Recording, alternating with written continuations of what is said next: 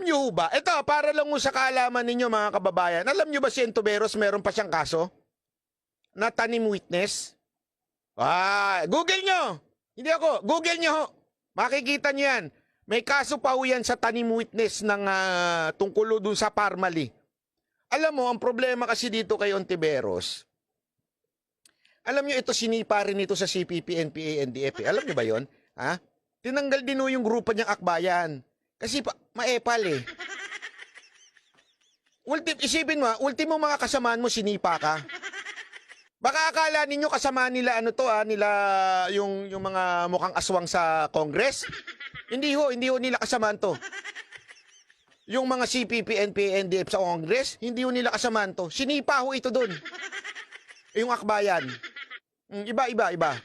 Baka kasi ma-confuse kayo. Iba ho yun. So, alamin nyo yung history nitong itong si Ontiveros na to. Alamin nyo yung asawa niya. Nako! Asawa. Ay, Ontiveros. Yung mga nalig sa kanya. Ay, Ontiveros, yari ka sa akin talaga si April to. Maniwala ka sa akin. Pero kinakabahan tayo dyan. Baka mamaya, unang pilot episode pa lang, baka madimanda na kagad tayo.